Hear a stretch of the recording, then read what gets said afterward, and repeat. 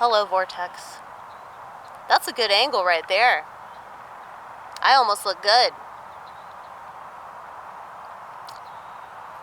I'll be honest with y'all, I am like self-conscious about my teeth. But that's one of the reasons why I refuse to fix them. Because I need to get over that. It's not that big of a deal anyway. I feel like it's kind of cool because it just makes me seem more interesting and also like sort of trailer trashy, sort of meth head, sort of like I live in the country, like I work at some like chicken diner or something, you know, like, and I don't mean to make fun of people that do that, by the way. Like when I do jokes, like I'm an extremely conscious person, like contrary to what people probably think if they're not familiar with this channel, I watch every single thing that I do. The really cool thing about me is that I don't have a filter, okay? So I don't have a filter on my mouth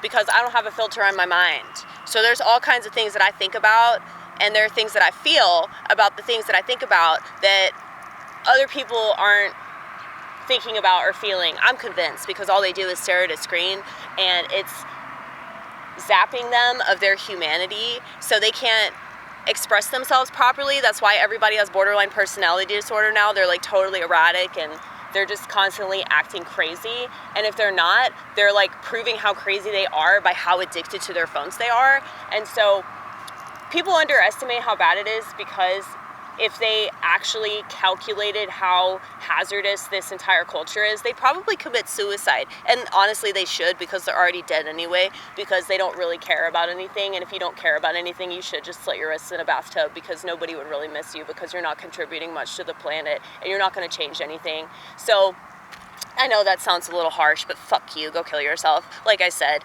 I don't have a filter, so it's just frustrating being like one of the few people that can see how bad everything is. And like, you know, I draw attention to it, and I try to talk about it in ways that I think are constructive. I know that me telling people to kill themselves, even though I come across as, you know, a jokester, I'm not joking, but I'm really not joking. I feel sorry for people. Like, I've always wondered that. Like, ever since I was a kid, I'm like, why are people not killing themselves? Like, they should be killing themselves in record numbers, but they're not, because they're so boring. They're so boring. If they had self-awareness, they would kill themselves, all of them.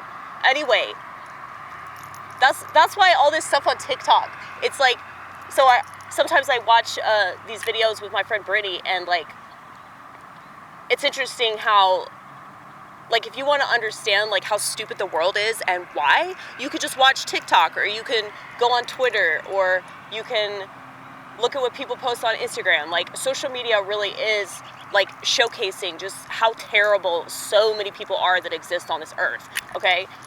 So there might be like some interesting stuff and some brilliant stuff, or, you know, artistic stuff. I'm not saying that those people don't exist at all, but compared to the large number of people that are, you know, just useless sacks of shit, yeah, I think that it's pretty grotesque if you really think about that. And that's why most people aren't thinking about it, because they don't want to be depressed. You know, because their SSRI probably isn't working, this antidepressant that, you know, they're prescribed that. Well, it's probably not working because it's not designed to work. It's designed to make you kill yourself.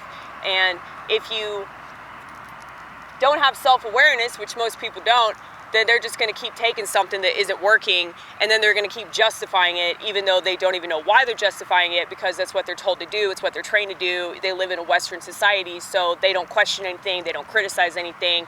They only do what they're told. Okay? So I forgot what my original point was. I think I'm gonna eat this shit right now. This rainbow mix. Why are they calling it rainbow? Is it gay? Is it fucking gay? Am I gonna get AIDS because I eat this? I hope not. That would suck.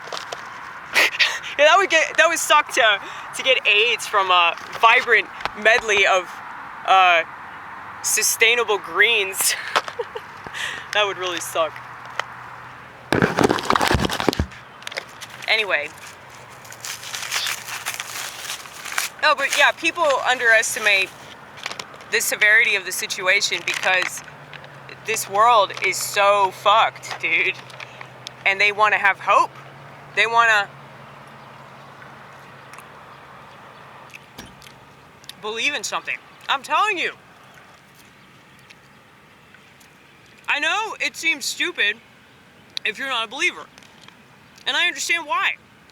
I've never been an unbeliever myself, but I've definitely had my little secular phase, you know, and I've made fun of Christians out the ass. Mainly because it's like, it's a trope, you know? It's so easy to do. And there are a lot of Christians out there that don't act very Christian anyway.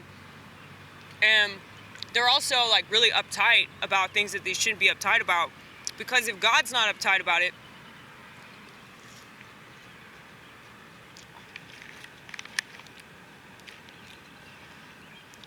it's like the stuff that Christians can't forgive, the stuff that Christians make a big deal about, it's so ridiculous compared to the stuff they should make a big deal about. Like, you know, the phones. The phones are demonic. The phones are trying to possess your kids. Like, you should be protesting, like, big tech, not all this other shit that they talk about in the news to distract you from the fact that you're, like, a slave. Voluntarily.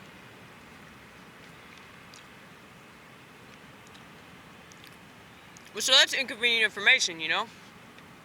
That screens are really bad, especially for children. That's really inconvenient, especially if you're a horrible parent that's not prepared to have that kind of responsibility, you know? That's why I think most people should be sterilized. Because if they're not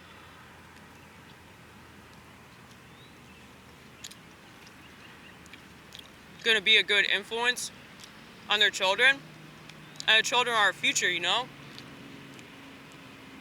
I mean, people really aren't investing in kids. Everything in our society is just geared to make money. So it's basically like training everybody to just be like these walking, talking dollar signs. And that's all they care about.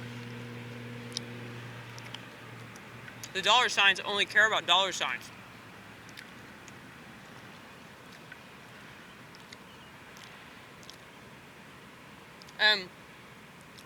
There are plenty of people, I'm sure, that are addicted to their phones, or they're like really involved in social media that don't want to be, but they feel like they have to be. You can take breaks, you know that you can, but you choose not to, you fucking loser. Kill yourself.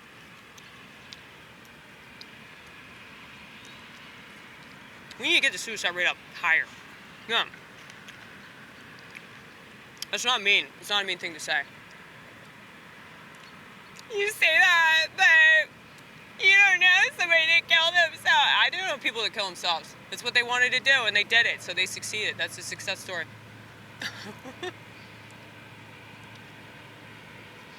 You know? It's like the most permanent success story ever. You know, that's a success that never goes anywhere. They can't take it away from you. They can't be like, no, you didn't commit suicide, and then that person comes back to life. That's funny, though. That's fucking funny. Isn't it? It's kind of fucked up, but it's true, though.